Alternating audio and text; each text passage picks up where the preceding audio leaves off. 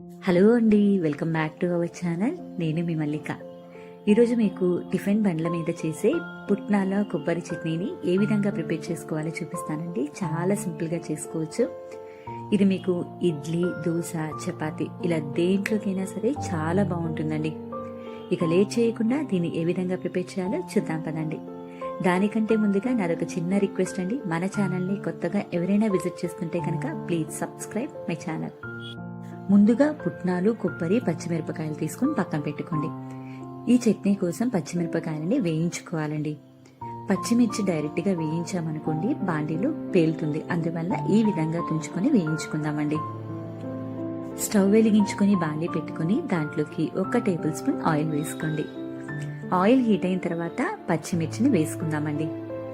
వీటిని దూరగా వేయించుకోవాలండి. కొంతమంది ఈ పచ్చిమిర్చిని కూడా డైరెక్ట్గా గ్రైండర్లో వేస్తారండి వేయించకుండా. అందువల్ల కొంచెం పచ్చివాసన వస్తుంది. ఈ విధంగా వేయించామనుకోండి ఆ పచ్చివాసన రాకుండా చట్నీ చాలా బాగుంటుంది. చూస్తున్నారు కదండి, ఈ విధంగా వేగితే సరిపోతుందన్నమాట. ఇప్పుడు స్టవ్ ఆఫ్ చేసుకుని ఈ పచ్చిమిర్చి చల్లారిన తర్వాత ఒక మిక్సీ జార్ తీసుకుని దాంట్లో వేసుకుందామండి.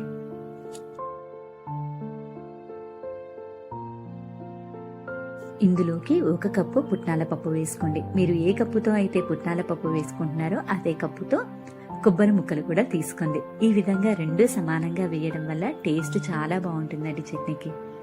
రుచికి తగ్గట్టుగా ఉప్పు కూడా వేసుకుని దీన్ని ఒకసారి బాగా గ్రైండ్ చేసుకోండి.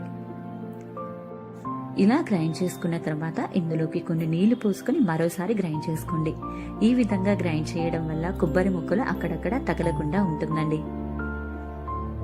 ఈ విధంగా గ్రైండ్ చేసుకున్న మిశ్రమాన్ని ఒక బౌల్లోకి తీసుకుందాము.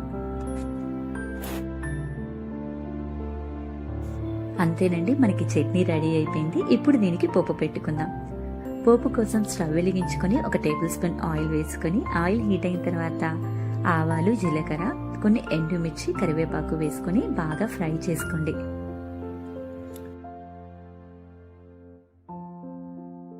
ఈ విధంగా క్రిస్పీగా అయితే సరిపోతుందండి. ఇప్పుడు స్టవ్ ఆఫ్ చేసుకొని ఈ పోపు మొత్తాన్ని కూడా చట్నీలో వేసుకొని బాగా కలుపుకోండి.